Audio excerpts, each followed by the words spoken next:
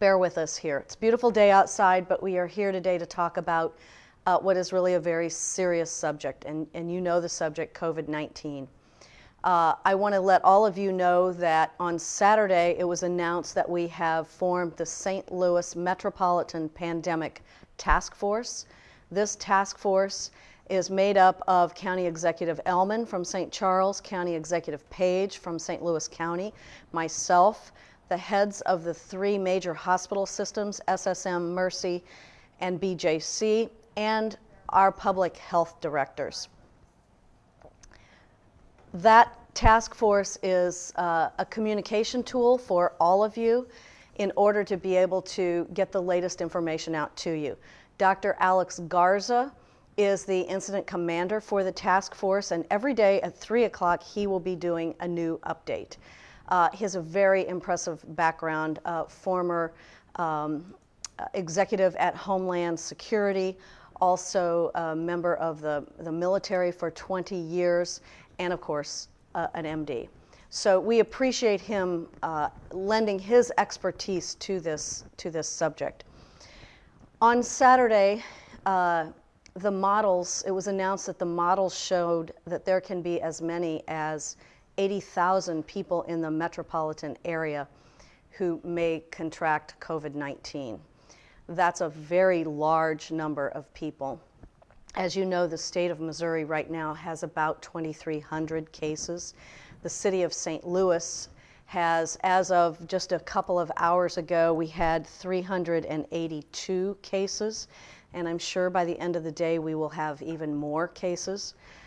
Those 80,000 cases that are possible that the models show would indicate that there would be somewhere between 1,300 and 3,000 individuals who need to be hospitalized with COVID-19. Now we expect the peak, I should say Dr. Garza expects the peak to happen at about the end of April, so 2 to 3 weeks, and these models are being updated every day. So over the next 2 to 3 weeks, it's more important than ever that you stay inside, that you use social distancing, stay 6 feet apart, that you wash your hands until they're raw, that you really don't go out except for real necessities, food, medicine. Of course, many people are still working and have to continue to still work, and that is because they are police officers, firefighters. They work in our water department. They are working in our grocery stores. They are working in our hospitals. So they will continue to go out to work, but everybody else really needs to be at home. Of the folks that will need to be hospitalized, we want to keep that number down as low as possible so that the hospitals have the bed capacity, the ICU capacity, and the ventilator capacity to care for everyone. Excuse me, on Saturday, there were 468 people that were in the hospital with COVID-19. There were 164 of them that were in the ICU, and 139 were on ventilators.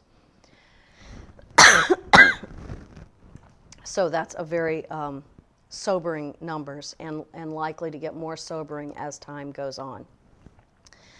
One of the things I want to mention today is that the second federally qualified health center opened this morning to do testing for individuals who do not have primary care physicians and individuals who are not already patients of the federally qualified health centers. That center is at 5471 Martin Luther King. It is Care STL Health. Have to call, get an appointment. They will screen you. I'm going to give you the phone number here in a second. There will be screening. And then they have appointments every 15 minutes. Excuse me. So Care STL's phone number is 314-367-5820. In addition, the Biddle Street Center is also open, and that is an Affinia Center at 1717 Biddle Its phone number is 833-2777. Call that number, get screened. If needed, you will be scheduled for an appointment to get a test. I think those are the major points that I wanted to make today. I want to leave plenty of time for you to ask questions. And do we have any questions yet, Kyle? Mayor, we do have some questions coming in. Okay. One of the questions from Facebook is from Shannon. She wants to know if it's possible to contact COVID-19 and not show any symptoms. It is. We've learned that from the CDC recently and from the doctors. Some people can have COVID-19 and not be symptomatic. They call it asymptomatic. And of course, that is a very, very worrisome because you don't know whether you have it or whether someone else has it unless you've had the test. That's another reason you got to stay home, you got to stay at least 6 feet apart, and not go out unless you need to.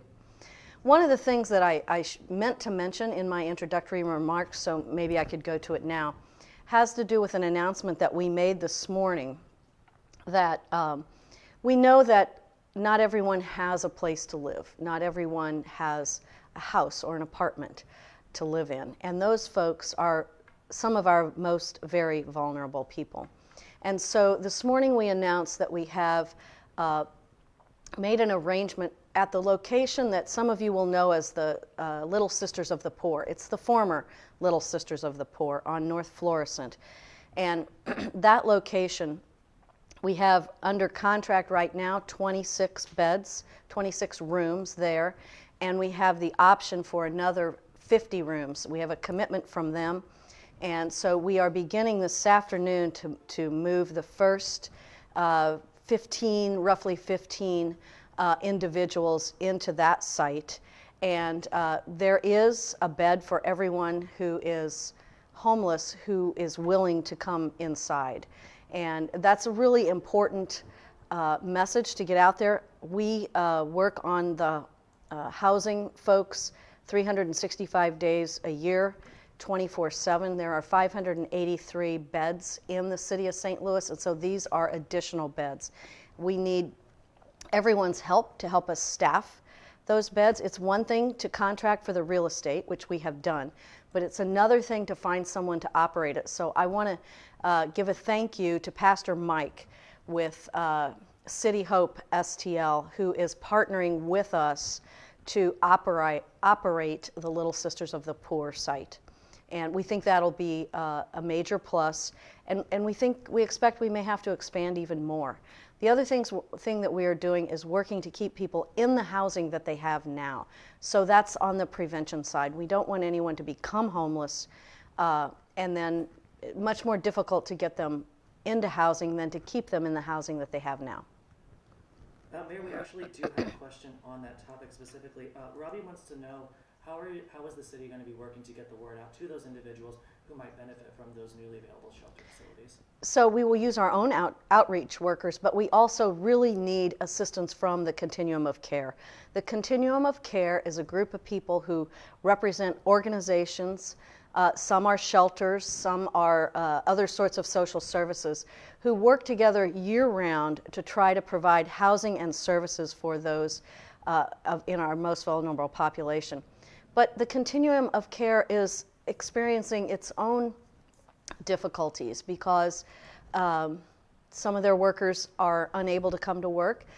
They rely on volunteers. Some volunteers are very concerned and worried about coming to work to volunteer at the shelters, and so everyone here is stretched thin. So we will work with the Continuum of Care to find housing for folks who need housing. Mayor, you mentioned some of those workers that are having to come in despite the pandemic. Can you explain why some city employees are working during the pandemic and what is being done to protect those employees? Thank you for that question. Well, first of all, thank you to all the city employees who are working during this pandemic. They are essential city workers. Police officers, can't send them all home. Firefighters, still have to fight fires.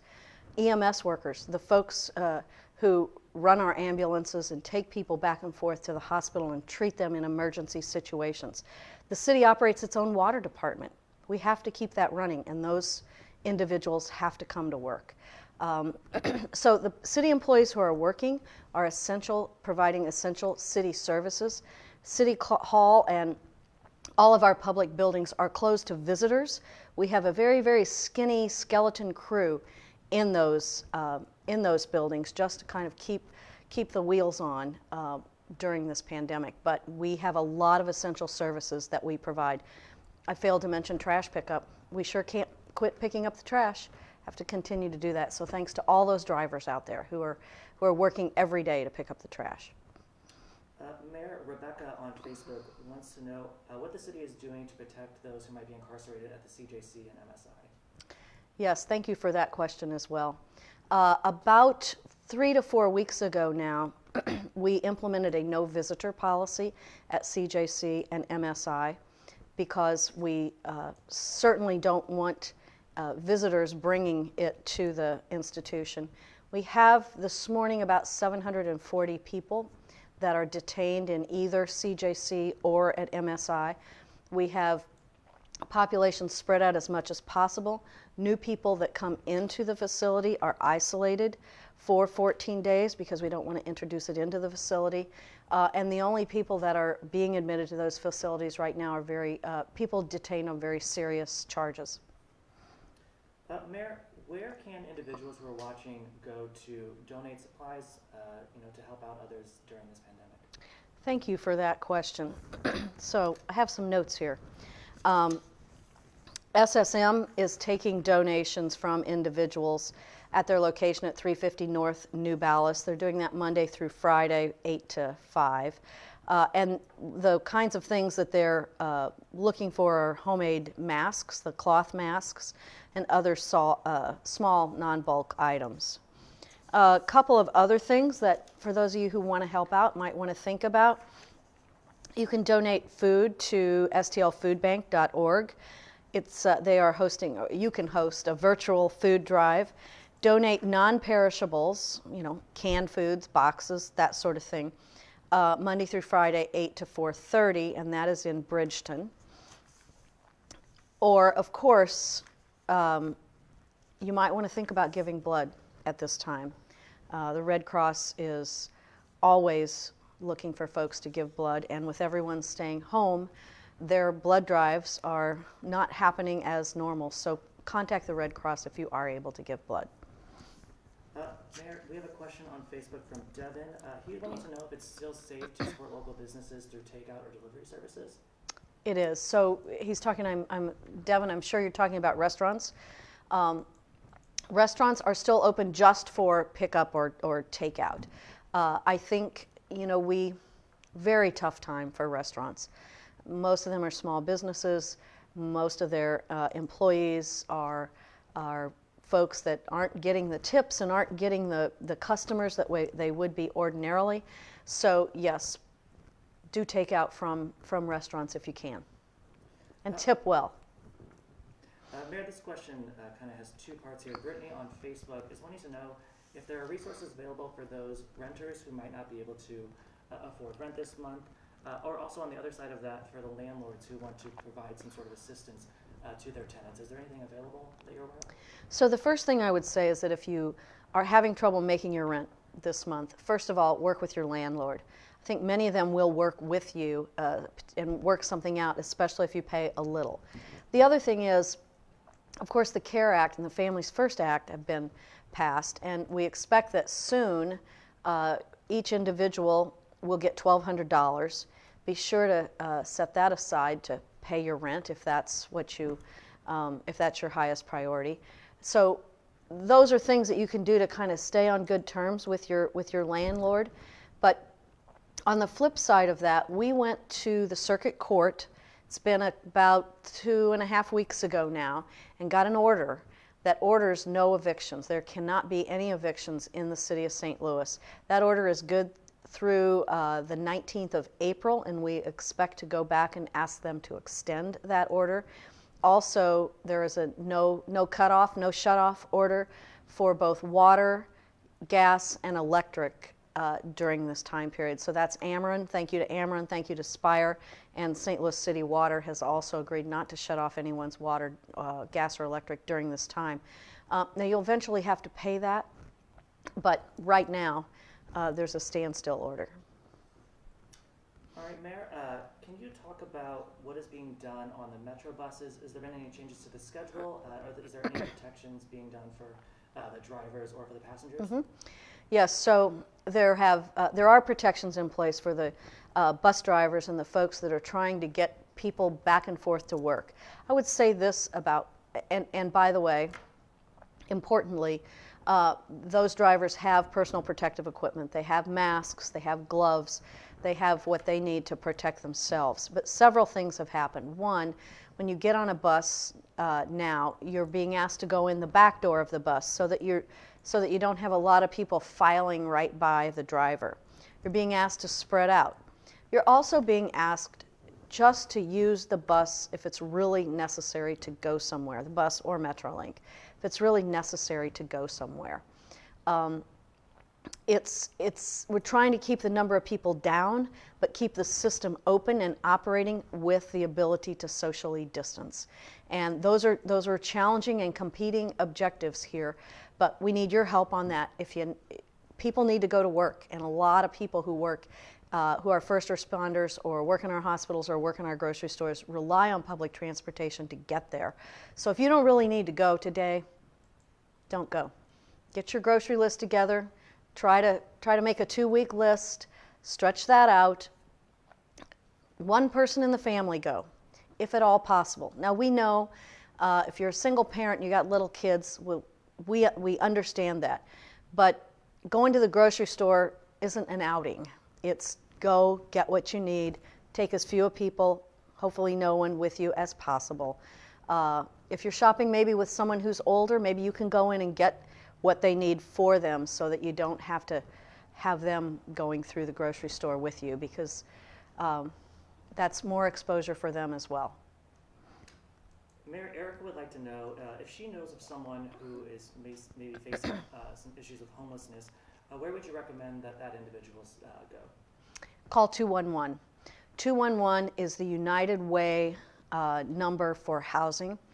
And for example, I happen to know that there were beds available last night in some of our shelters. So if somebody needs shelter, the best thing to do is call 211, because then they'll direct you to a men's shelter or a women's shelter or a shelter that takes kids. And they will know what shelter has openings. Mayor, Robbie would like to know, is the city's health department doing anything with inspections on restaurants to ensure that they're keeping the patrons safe and the workers safe?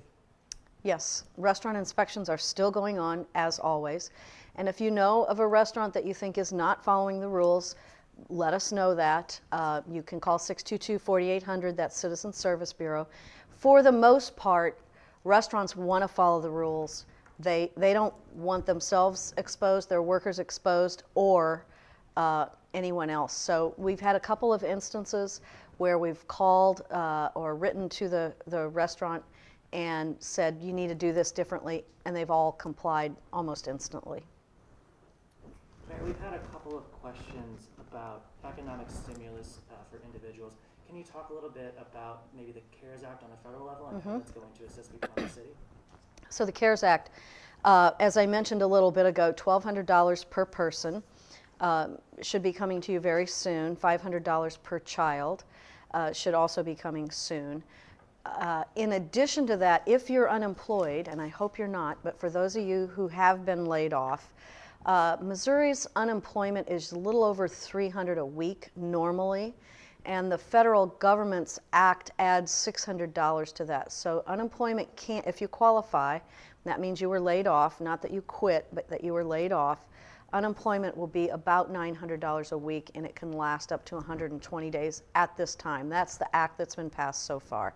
So apply for your unemployment. The other day we had a question, a woman said, and I saw this on the news, some news station last night, that it's very hard to get through to unemployment on the phone because they're being overwhelmed with calls. You can apply for unemployment online, so if you can do that, either on your phone or your computer. That would be the way to go. Mayor, a couple of questions regarding grocery stores, which are obviously allowed to stay open.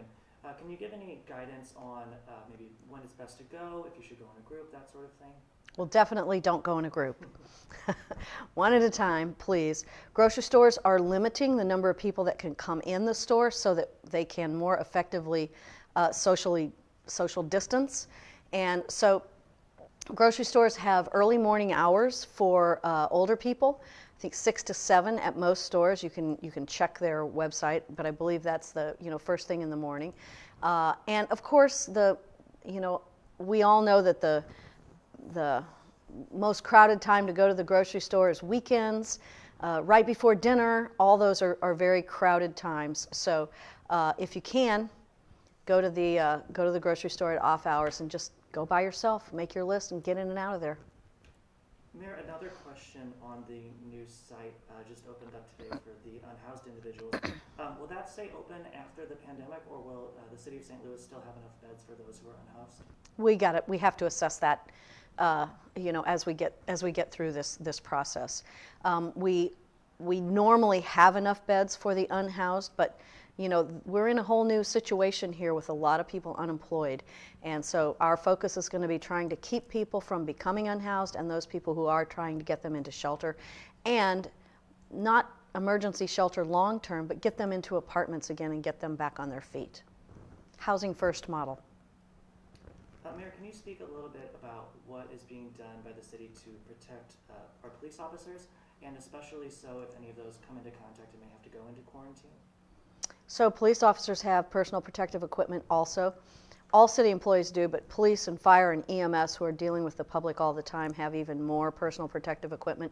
That means masks, it can mean goggles, face masks, gowns, shoe covers, cleaning solution for their cars. You may know that we recently had all city buildings sanitized. I think we're almost through with that process. We've done the headquarters buildings as well as the 3 headquarters police station, as well as the 3 area stations. So PPE as well as cleaning of the and sanitizing of the facilities. They have to be very careful though. They're dealing with the public one-on-one, so they have to be very careful. All right, Mayor, just a couple more questions here. Someone on Facebook would like to know, why hasn't the city of St. Louis decided to close their parks? So we have not closed our parks because we think it's really important for people to be able to get outside, get some fresh air, get a little sunshine, get some exercise. It's good for you physically and it's good for you mentally. And the city is really dense. I know that some other areas have closed their parks. I know that St. Louis County closed its parks. But the city is dense. Lots of people living in a small amount of area. We don't all have yards that we can go out in. And so I think it's more important than ever that our parks are available to folks.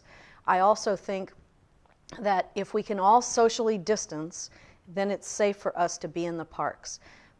But I guess the last thing I would say is that if you feel uncomfortable, if you feel like our parks are too crowded, please just stay home until you are comfortable, because we all have to make some of these decisions for ourselves.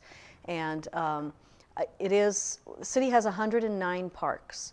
We've closed the playgrounds because we don't think it's okay for kids to be playing on that playground equipment. We've closed the courts, tennis courts, basketball courts, pickleball courts. We've closed all of those. It's not okay for you to be next to each other, breathing hard, sweating on one another, etc. So we've closed that, and we've closed the roads, some of the roads in our major parks. And we did that not because we're anti-car. We did it for the pedestrians. We did it so that you will have a place to walk when you go to that park, and you'll be able to socially distance better if you're able to walk on the roads. So that's how we are managing our parks right now, and we hope to continue to be able to do that throughout this process.